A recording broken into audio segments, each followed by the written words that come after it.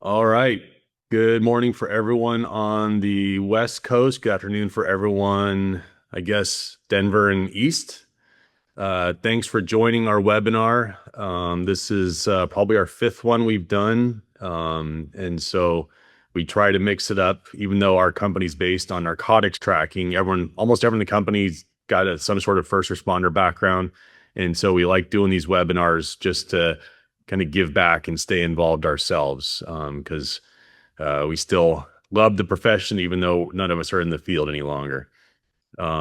So today's topic is something that I first encountered probably 14 years ago at a conference in Chicago, which was going over the different generational dynamics. So, anybody in a leadership role has noticed over the last couple decades that the generations aren't the same behaviors necessarily as when we started for Gen Xers and older. And those millennials on the call, I'm sure you've seen the differences as well. And so this topic just seems to be well attended every conference I go to. And so we thought that we would bring on an expert, which is somebody that I first met when I was a teenager, as a reserve firefighter at his firehouse in Martinez, California. And then when I became a paramedic with AMR and ran calls with him, and eventually I got hired and worked for Chief Dave Carpenter when he was my captain on a truck company. So even though we both worked at Contra Costa Fire, which was not a transport agency, we were both heavily involved in EMS. And Chief Carpenter started in 1980 in the EMS as a firefighter, and just recently retired as a fire chief from the Cordelia Fire District in California. So because he's had such great longevity throughout different generations and someone that mentored me and got me to where I was in my career, I thought he'd be a perfect person to bring on and kind of discuss different things he saw over his career. So, Dave, thanks for coming on board, and yeah, appreciate your time today. Yeah, thank you, Clive. My pleasure to be here, actually, and thanks for inviting me. Um, as Clive said, we met when he was a teenager, and Clive had already done several classes that would qualify him in a journeyman fireman role. So he was ahead of his time. He was getting the right education even before he entered the fire service, even before he graduated from high school. So he came a long way in a very short amount of time. We worked together in Martinez, and we worked together again later in Antioch. Um, but I began to become interested in management and leadership because one of the first promotional exams I had to take, or I got to take, I should say, 20% of the exam was on management, and the promotional opportunity was for a title in the fire service they commonly referred to engineer, although then they called them senior fireman. The reason why our district called them senior firemen is because the senior fireman would act as captain in the event the captain was gone. So there were several acting captain opportunities throughout the district that you might do on a regular basis, such as if there was two crews at a station and so forth. So it was very important to the fire district that not only were they promoting a driver engineer, but also promoting somebody that could lead the crew. So I began to learn about management and leadership then, at first when you're young, it seems kind of dry because you want to be a good firefighter. But then some things began to interest me as I learned more about it. And one of them was done by, it was performed by someone of particular statute in the management leadership role, and his name was Abraham Manslow. And this goes back to 1943. He developed this hierarchy of needs. And the hierarchy of needs is a pyramid shaped thing that starts with basic philosophical, psychological needs and physiological needs, and then works its way up to self-esteem and self-actualization. Those things really hit home with me because I was raised in a fire service or a hierarchy that believed in do what I say. So it was really, really paramilitaristic, excuse me, in those days. And there wasn't room for questioning. You would just do. So, and I'm a millennial. So going back to 1980 when I was hired, it was very much that way. In fact, the senior staff believed in management by intimidation. So you were afraid to ask. You just did, and they didn't want questions. They would just say what it is they want you to do, and sometimes when they wanted you to do it. But you weren't really given the opportunity to say, well, how will this benefit us? Why are we doing this? Today's younger generation likes to know those kinds of things.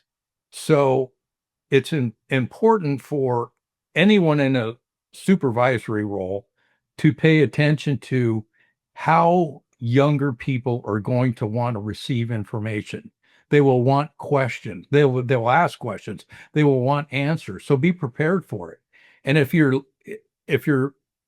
good enough at being able to manage and lead younger people, then you can manage and lead anyone. So you don't really have to be able to talk differently to someone who's younger versus someone who's older.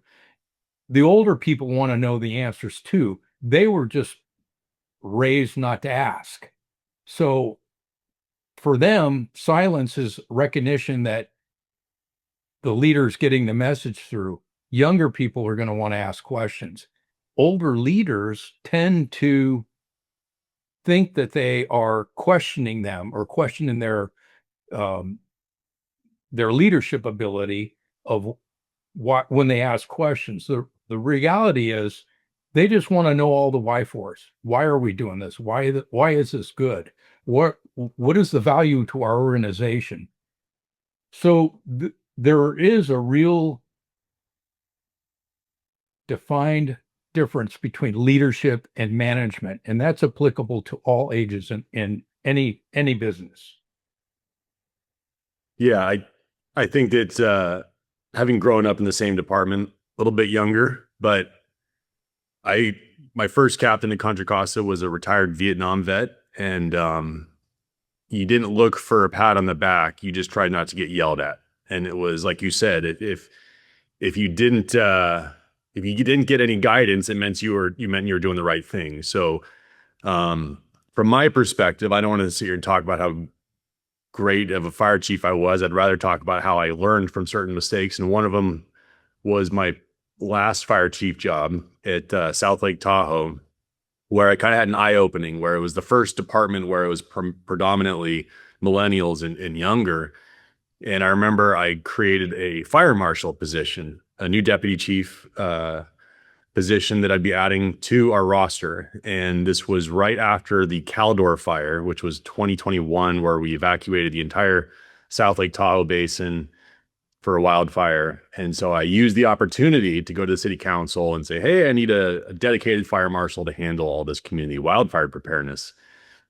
And because of the timing, the council voted unanimously, supported it, gave me a lot of money, and I created the whole Fire Prevention Bureau. Well, I went back to the membership, and we had a big ops meeting, and they were furious. And they said, well, hey, we didn't ask for this. And in my mind, I was just kind of blown away. Like, first off, I don't report to you, but why did I need your permission? And it struck me in a way that at first I was like, wait, what do you mean I need your permission to create an additional job? And so that dawned on me like, hey, this isn't a matter of disrespect. It was a matter of communication, which is where I fell short. And there were some other factors involved, but it was one of those things where the newer generations, they need that emphasis of buy-in. They need transparency, is what I found, for good transparency of what I was doing in order to get buy-in for this new position. And then it would have been much more supported had that been my approach. The timing just didn't work out, but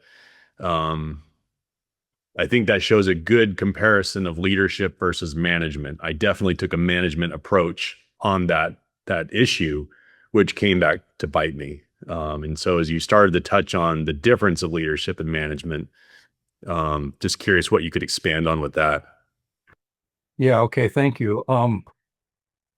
I think the leadership side of managing tends to focus on setting a compelling vision, inspiring people, and drive a change. So, in other words, you're going to sell them on an idea of a concept, um, and that goes whether you're trying to share a vision with your subordinates or who you answer to, if whatever level you are. So if you want to, as an example, make a change on a policy or a procedure, and your audience is your boss, even more reason why you need to sell them on a compelling vision. Why are they going to make change? Why are, things are going on fine now. Why are we making this difference? That's a leader. The manager would follow up by executing the plans, um, optimize process, deliver results through control. That's what a manager does. So if you think of things like changing policy or making a schedule or planning and organizing events or daily, weekly, yearly routines, those things are what a part of a manager or management process. When you think about talking with people, that bestly describes a leader. So people like to be led in a direction that you want to go or the organization wants to go. They don't want to be pushed. So as I described earlier about the management hierarchy that I got hired in, they manage by pushing. They would say, "Do this," and then you would just go, "Okay, I that's what I'm going to do." So there's a difference, and people respond much better. All age levels respond much better being pulled where you want to go rather than being pushed. So that's the basic difference. But some examples of that are, um, leaders will define the future direction to go, and a manager will map out a process of how to get there. Um, they a leader will describe what and why, and the manager would usually describe how and when something's going to take place. So there's a difference. Leaders will align people with the vision and help motivate them, while a manager will organize resources, structures, and teams to achieve goals most efficiently. Leaders gain followers through inspiration and trust. And by the way, you do that by being respected. You have to be respected as a leader for your people to want to follow you. So be a person of good character, regardless of where you are in the organization now. Be that person they want to follow. Learn those habits. It's important. You may not think that you're going to be a manager or leader in the future, but chances are, if you're on this webinar, you probably will at some point, if you're not already. And so what you do today will help pave the way for your success in the future. People remember things. And I remember one battalion chief in many years ago that did something. He had a bad attitude about the fire chief, and he did something that sort of made people laugh at the time. And I don't want to talk about what he did. It was extremely off color and inappropriate, even for a fire station. Um, and then later he became a battalion chief. Well, guess what people remembered? They remembered that back then, what he did. So he had absolutely no respect going into the job.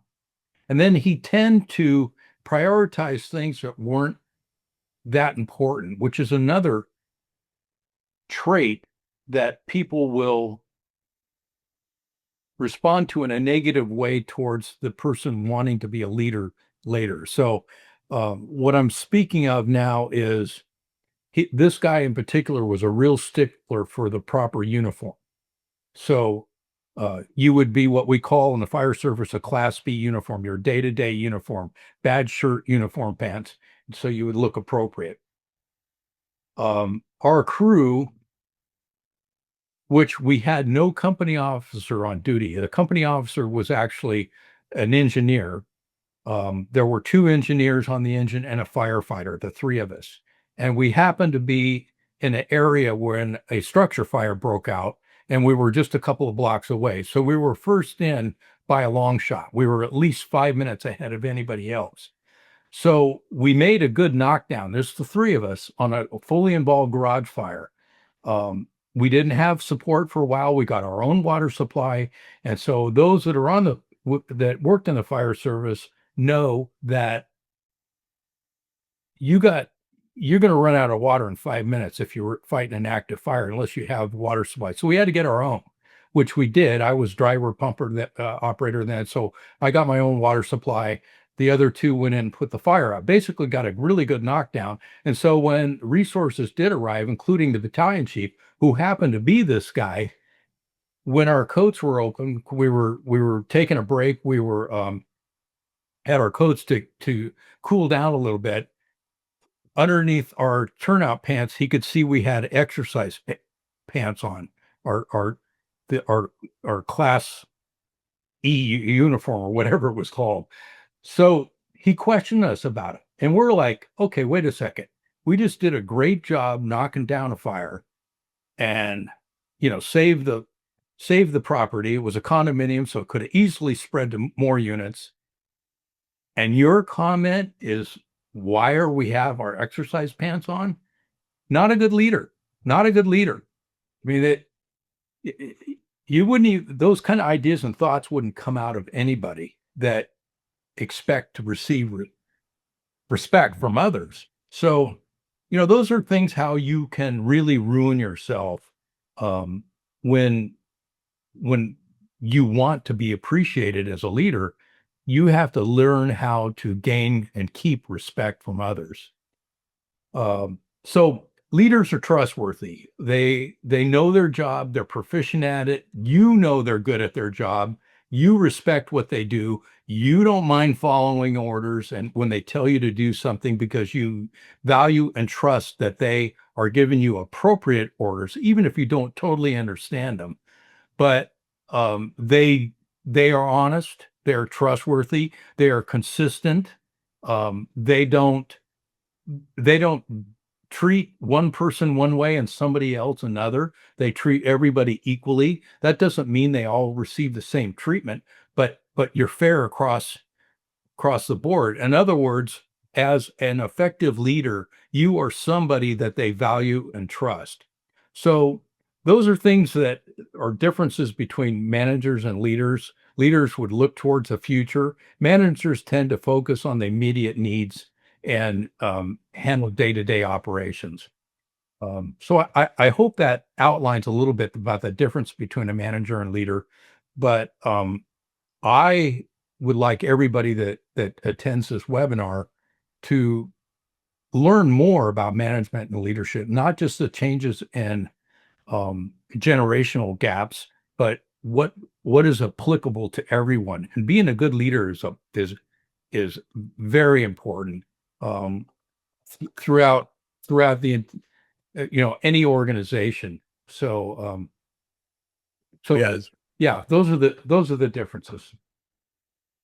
I'll bring it up because you touched on a couple of them, but there's four things I found as a fire chief and just working in EMS that applied to probably to all generations, but especially with the newer generations. I found four components that were essential.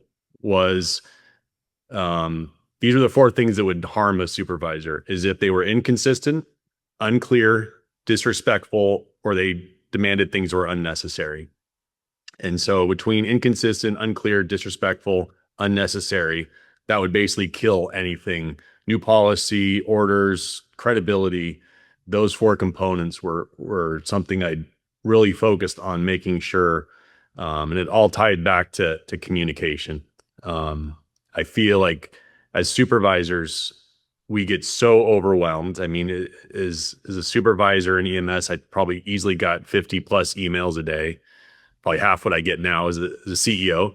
But it was hard to triage. And I remember getting overwhelmed. The city manager would call and ask for requests, and it was hard to get out of my office or to get away from constant meetings. I would have to put personal time on my calendar in the morning just to be able to go to the gym. Otherwise, my secretary would fill it up with a meeting or appointment.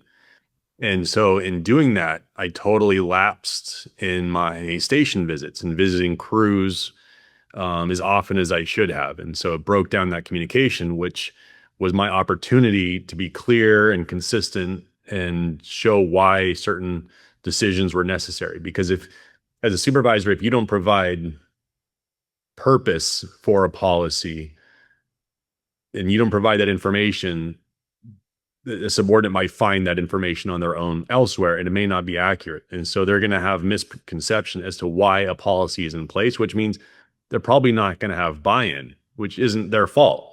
That's why it's so important for supervisors to really emphasize and include the rest of the folks in it. There's an ambulance company here in California called Royal Ambulance, and they are just rock stars with how much they work with their crews, how much they provide them feedback. You always see them on LinkedIn promoting an employee. And so having gotten to work with them over the last 5 or 6 years with LogRx, it's been really kind of a reminder of how great private ambulance address it, because 60% of our customers are in private ambulance. And so it's been great getting to see models like Royal Ambulance. So that being said, Royal is a big agency.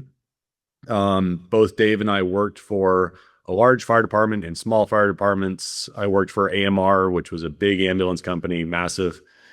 But Dave, just wanted to get your perspective on the leadership style in a big agency versus small, because I'm sure, like I see one of our folks on the call who's in big ambulance company in Nashville. And so if you can give kind of your perspective on how you would deal with one versus the other.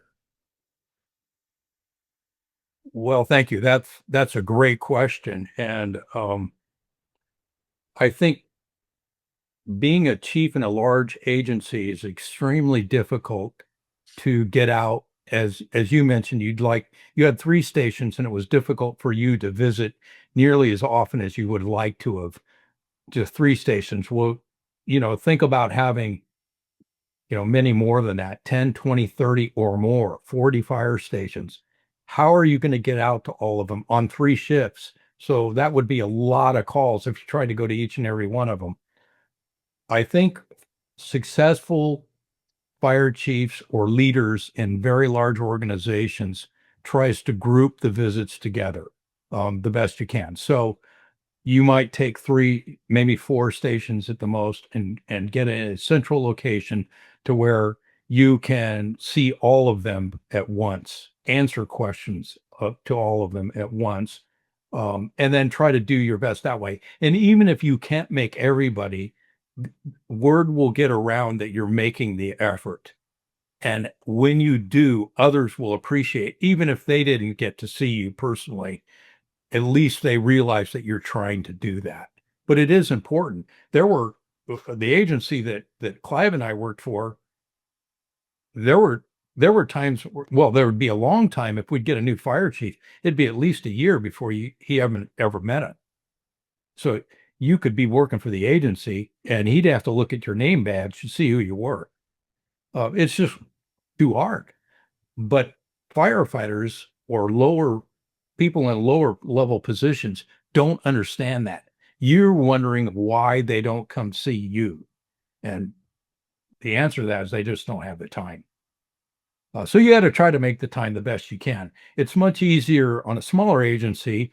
Cordelia Fire, where I became fire chief, it was real easy. I had everybody at the station, and the station was just through the next door from my office. So it was easy daily for me to go out and spend 5-10 minutes at the table with coffee and just talk.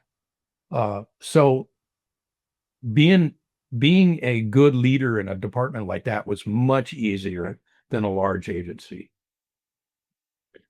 Yeah, when I was a fire chief at a 1-station department, I would interact daily with everybody, and it was great. I mean, we were very close. I still talk with them to this day, and I left there, shoot, 6, 7 years ago.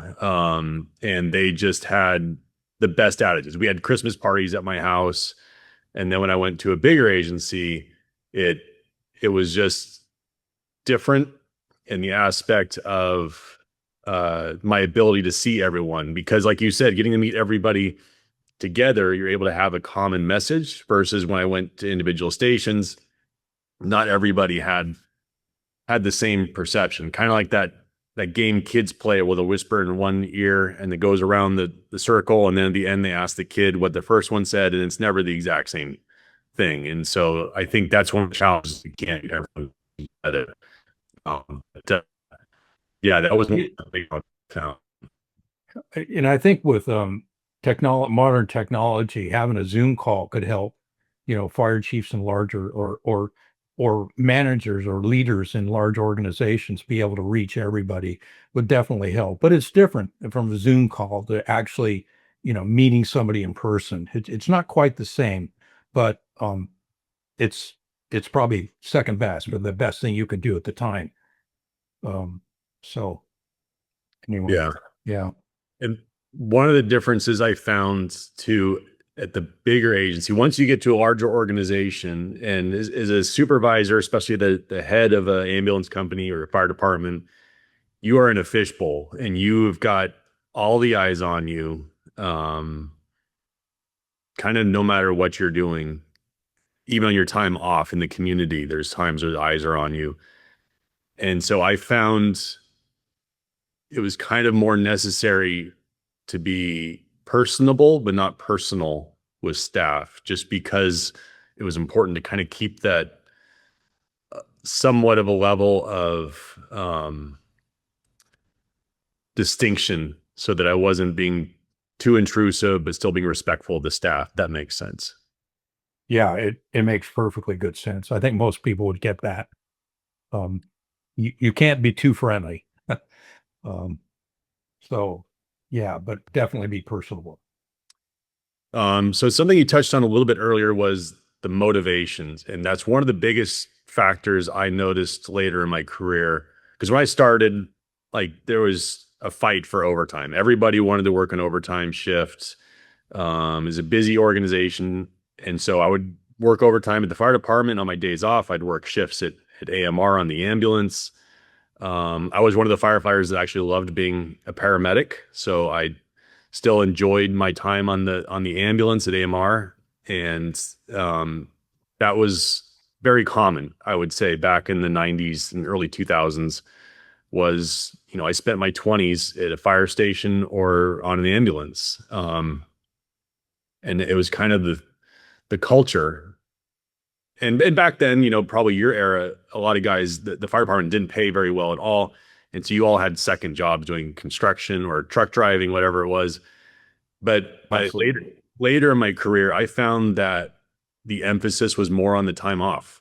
Guys didn't want to work overtime. They enjoyed their time off. If they got mandatorily held on overtime because of sick calls and not enough people signed up, they were not happy at all. Yeah. And so that was That's a real valid point now. And going back a little bit about overtime, where it was and where it is now.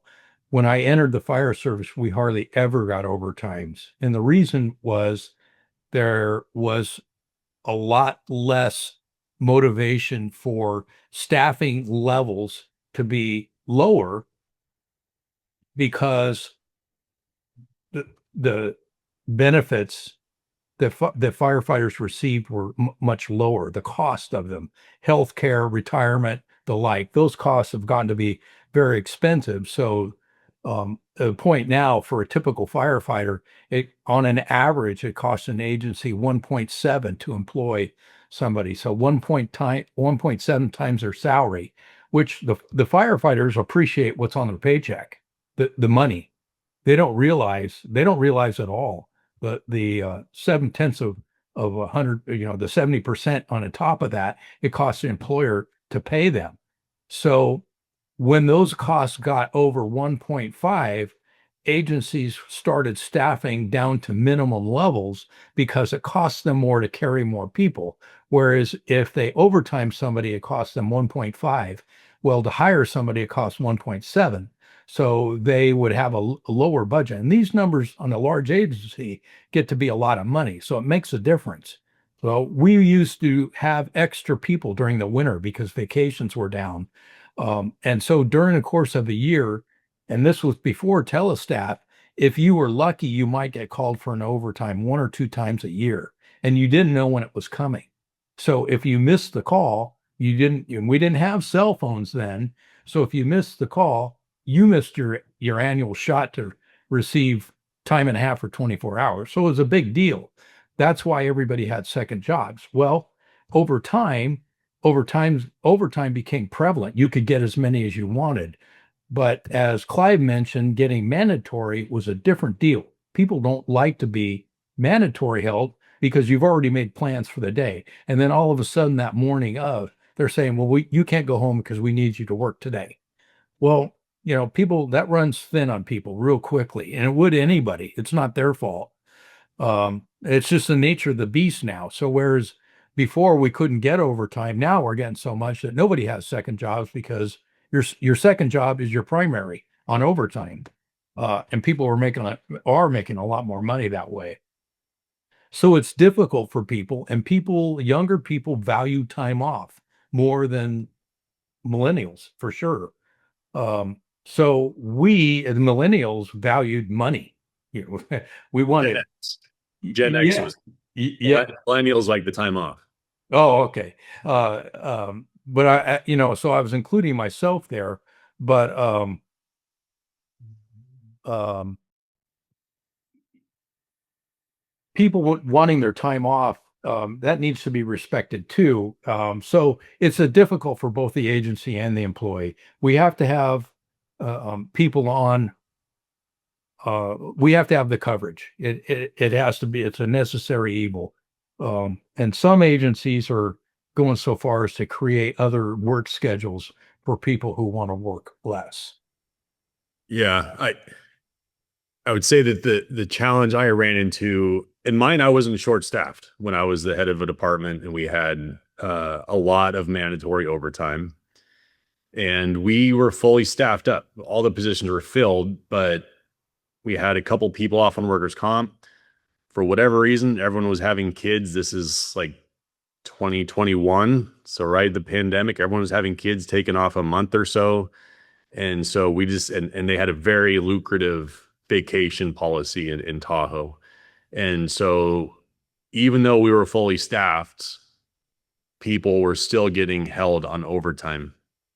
And so we had a number of meetings with the staff, and they were at their wits' end. They said, we're tired of these staffing changes. And during the pandemic, everybody was going to Lake Tahoe for vacation because flying was somewhat prohibitive, or people just didn't want to be exposed in airplanes. So they drove to Tahoe, and we had massive crowds. So what that meant is, like, on 4th of July, we would staff up extra engines. We'd staff up our rescue boat for all the people in the water. And then there was strike teams that year, 2021. We had massive wildfires throughout California. So it was a huge challenge. And there was even a vote of no confidence for a fire chief at another nearby department because that staff was just fed up with mandatory overtime. And so the route I went eventually was, we were all in an ops meeting, all in the same room, and I just laid out everything.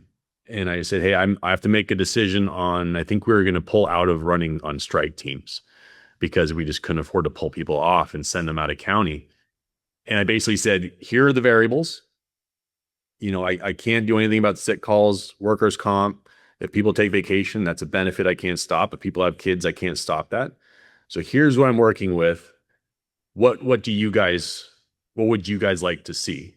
And so I basically laid out everything I had to work with and put it to the entire group. And granted, the decision was still on me, but I wanted to make sure the staff knew that it wasn't just me sitting on a beach somewhere mandatoring people on overtime through a computer. I was there too, and just wanted to know, what would you guys like?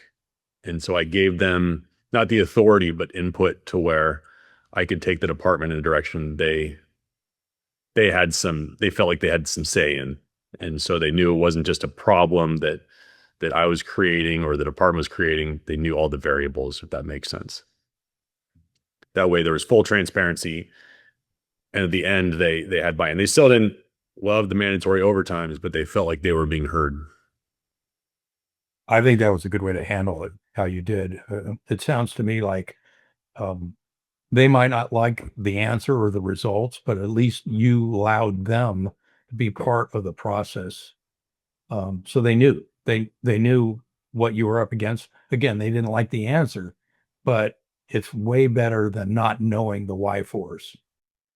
Yeah, and I think one of the other benefits to having a group discussion on it, not just getting input through a survey or going station by station, is I found like sometimes the battalion chief would call me at night because they're doing staffing for the next day, and they'd say, "Hey, I've got this staffing issue. Not sure how you want to handle it." So I would drive down to the station at night and help them work through it. Um, but what we found is sometimes employees would get really upset at other employees. And so it wasn't even as a supervisor, I was worried about backlash towards me or my senior staff. It was that I wanted to make sure that I had a cohesive group. And so by having everyone in the group together, having these discussions on the staffing challenges, they were able to hear one another and be able to vocalize the challenges they were seeing. So if somebody was going to call in sick on the 4th of July to go do something, they might have thought twice because they saw how negatively sick calls were hurting their peers. So that was definitely a benefit. No one was still thrilled, but it was still a variable. And then you compound, we had COVID issues to deal with, which didn't help. But yeah, that was a tough one. Yeah, I think the way you handled it sounds spot on. Um, One other topic I wanted to ask you about, and this goes back to the small agency factor of, and this goes for ambulance companies. I know they're struggling really hard to find and retain paramedics and other staff. So, having worked at a small fire district, what were some of the things that you focused on to retain? Because you had paramedics there. So what were the Yes. things you did to keep your staffing up? Because I know that's a big challenge nationwide on keeping paramedics. Yeah, and it was a huge challenge for us. But I think good communications is imperative, and that's one of the things I tried to do at Cordelia, especially, was that I communicated well with them, and so by doing so they appreciated the leadership style, which is actually a major reason why people choose to leave to another agency. And younger people need to be communicated with more so than older people. We talked about this already. But if do a good job with that, you're more likely to retain the experienced people that you want. And the other part of that equation is be the person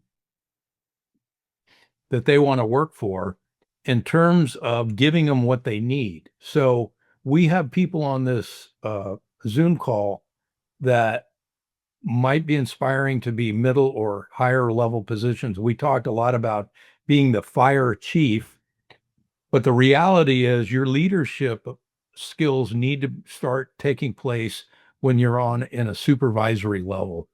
And by doing so, you get to know the people well and you find out what their needs are. And they'll tell you during the course of a conversation. And as a good leader, you can effectively maximize their talents towards the organizational goals. And what I mean by that is you might get somebody coming into your station that has a real passion for technical rescue, as an example. And so you can then, by through conversation, learn more about what they have to give or want to develop themselves, and then show them a avenue for them to be able to expand on that, either by doing more technical rescue in your environment that you have, if you have that opportunity. Clive and I work together on a truck company, so technical rescue is part of our normal function. But if they are inspiring on that, maybe they want to expand on what's already there. Maybe they have some great uh, uh, experiences that they'd like to share or think a direction the department wants to go. If you create pathways for your people to broaden their own abilities for what they want to offer, you're going to be very successful as a leader. They'll appreciate that, and your output will expand greatly. So if I have 5 people that are working for me, um, and I do creative things myself, my boss might appreciate that, but I can produce so much more if my 5 subordinates are doing much more than what they need to do, than more than the baseline requirements. If I had 5 people that are doing 150%, they will be able to, as a unit, be able to produce a heck of a lot and be appreciated a great deal. So being a good leader helps keep the people within your own organization. Excellent.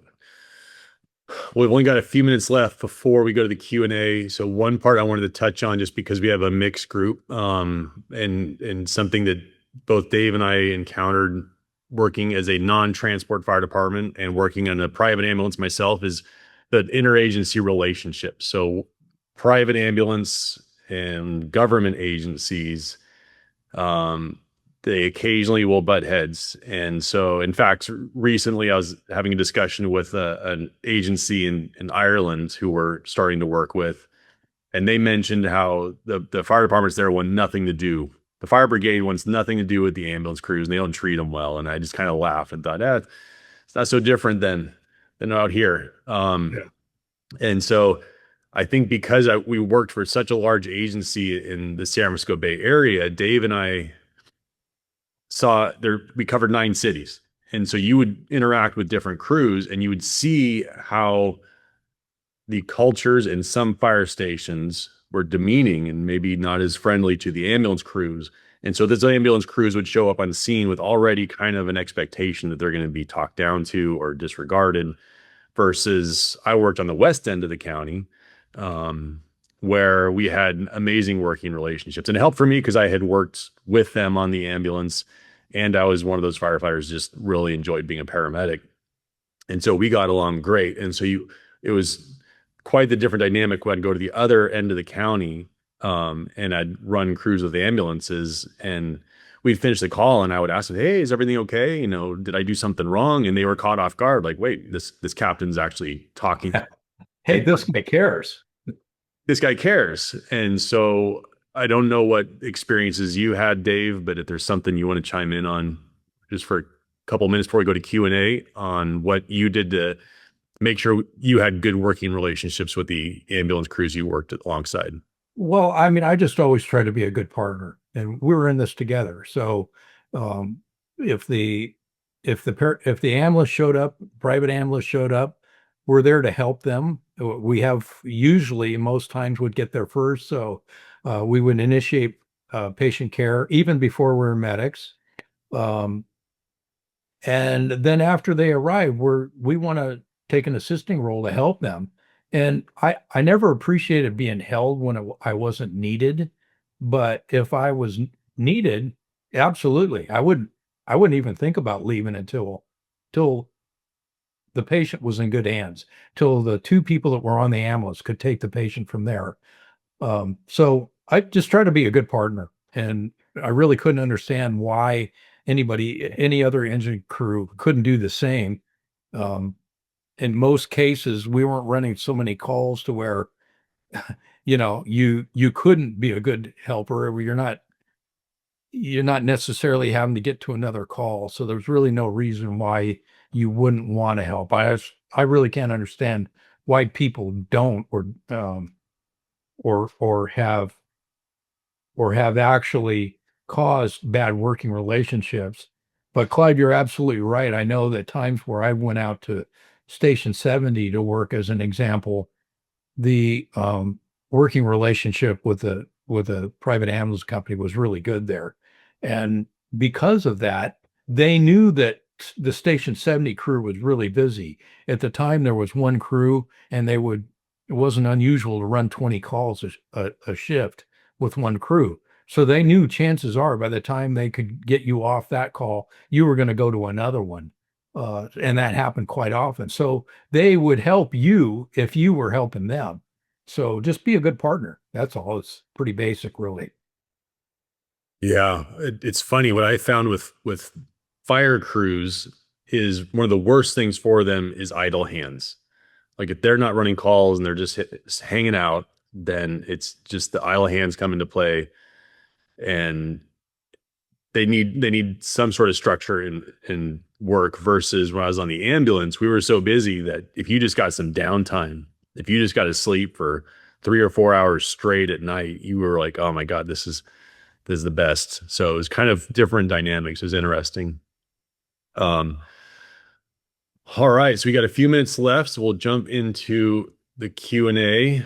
So if anybody has any questions, go ahead and put them in the chat. There's one that came up. What generational conflict do you see most frequently? Dave, do you have one for that, or would you like me to chime in for that one? Well,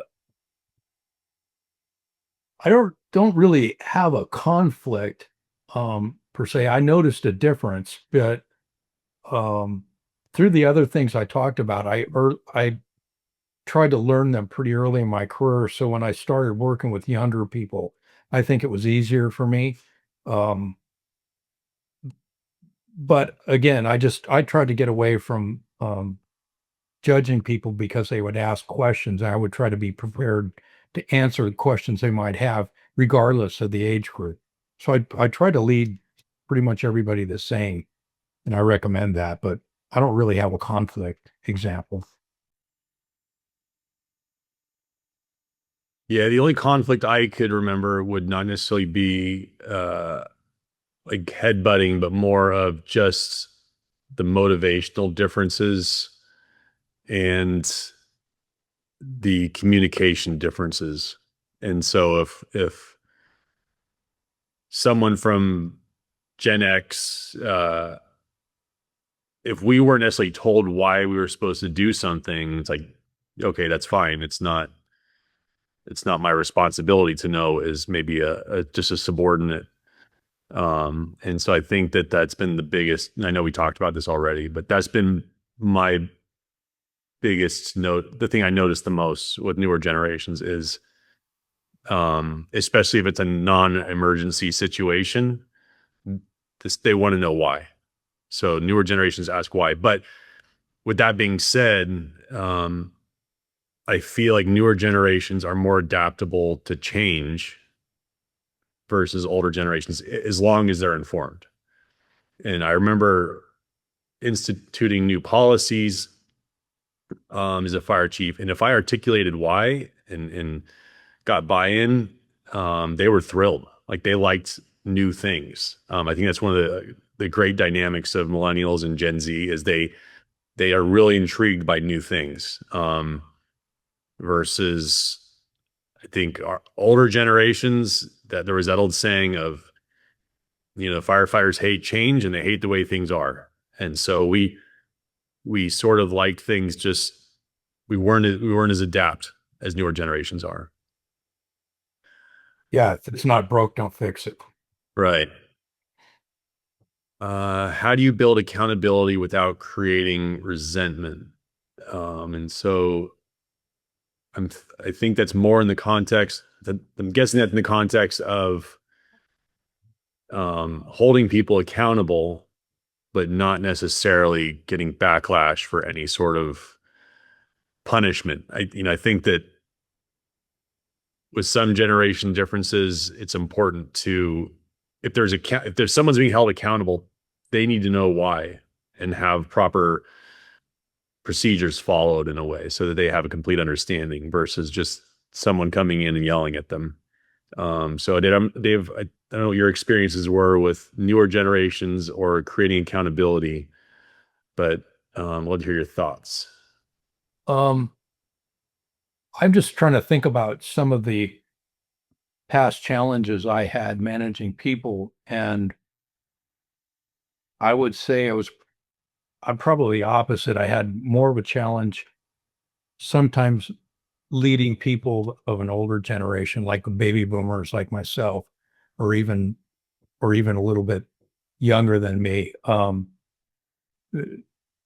Sometimes they lose their ability to be motivated, and they want to just come in and put in time to get out. And so I had my a few challenges with people in that that type of environment.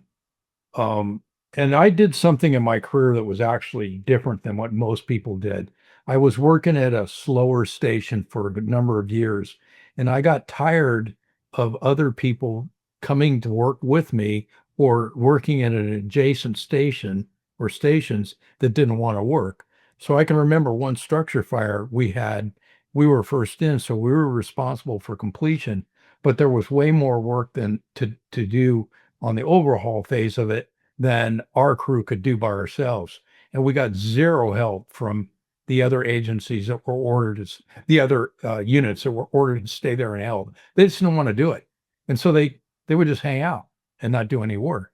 So it ended up taking a lot longer and, um, you know, causing a lot more stress. So those people were actually harder to manage and lead than younger generation. But when you get in a situation like that, when appropriate, you would start with counseling. And you talk about what you observed and the outcome that it had and why it was bad for us, you, them. And then of course, always document when you counsel anybody, make sure it's written down. Because if you don't, it didn't happen. Later, if it continues and you try to bring up past counseling, um, it won't work. It'd just be thrown out as if it didn't happen. Right. Next one, which might be a good close out question, unless more come in. What advice can you give for future leaders entering a supervisory position?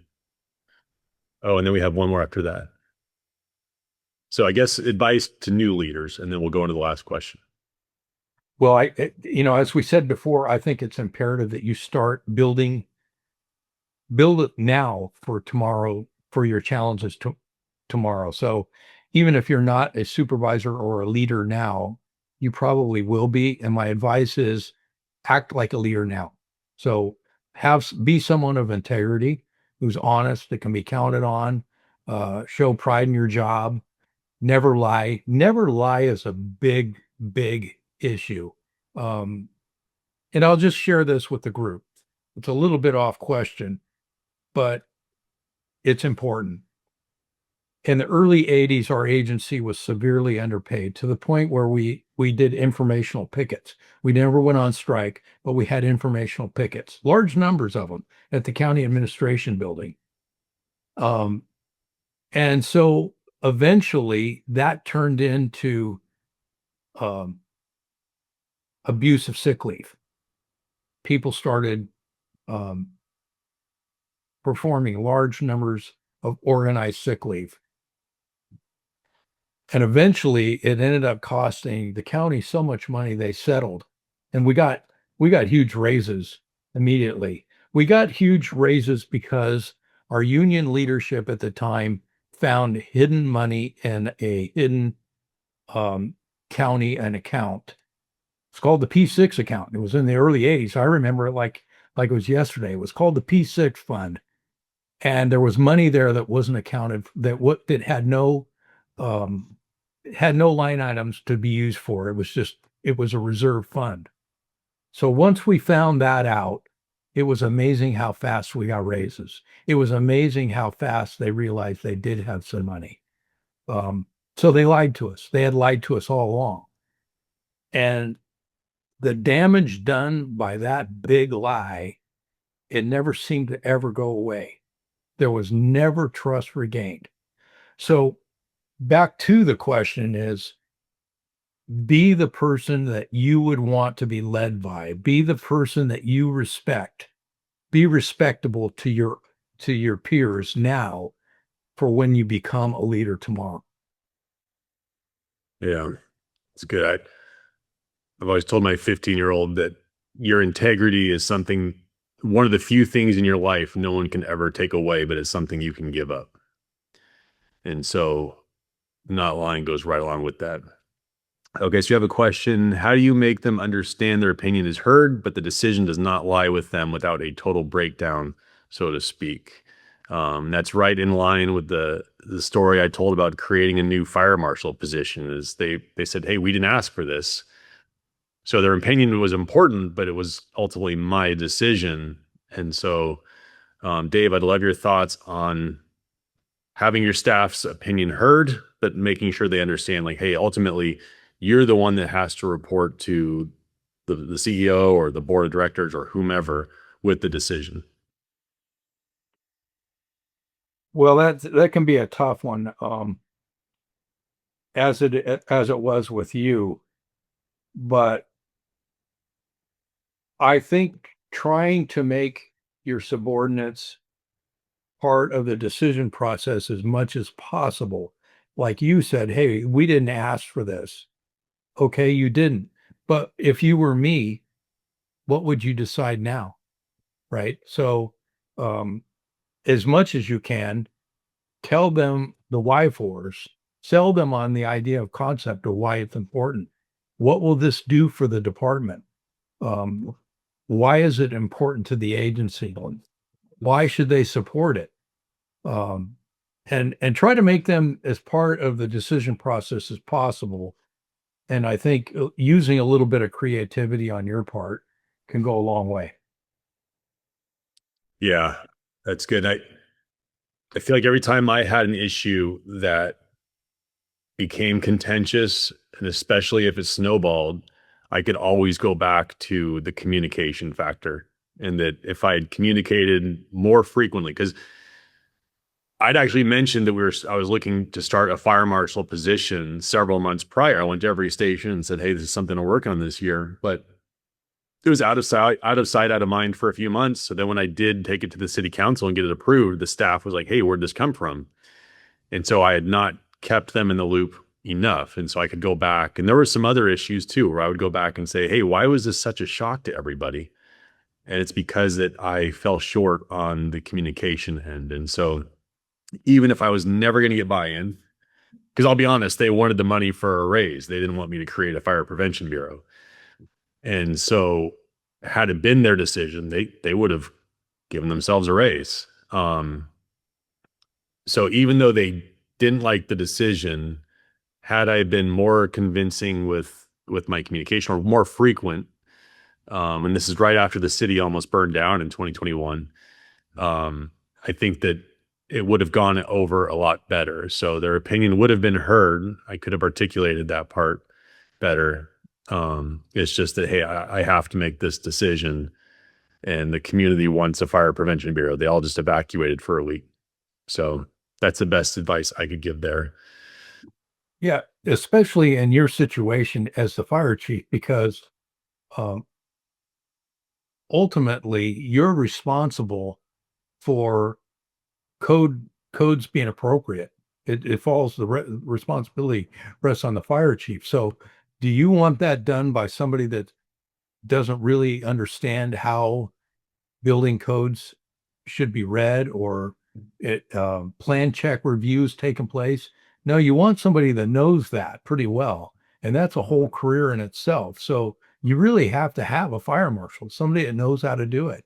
And it's difficult to find a person to be able to do that on a part-time basis. So the other part of that equation to the people is, would you want to fight a fire in a building that was inappropriately built fire protection wise? And the answer to that is obviously no, none of them do. They don't want some feature not built into the building that should have been there where it could cause firefighter injury or death. Yeah. So very important.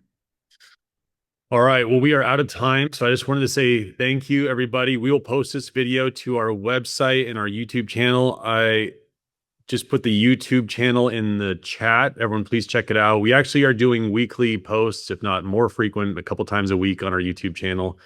So I really, really appreciate everybody's time. And Dave, it's a pleasure after all these decades of knowing you and being such a good friend. I really appreciate you coming on and sharing your wisdom. So thank you very much, Dave. Thank you, Cameron Law, with the Carlson Center. And yeah, hopefully if there's any other requests for future webinars, please just shoot us a message. You can just message us through LogRx, through our contact page, and we're happy to have more guests with EMS as a topic. Yeah, thank you very much. Thank you very much for having me. I appreciate it. And thanks everyone for attending. All right. Take care, everyone.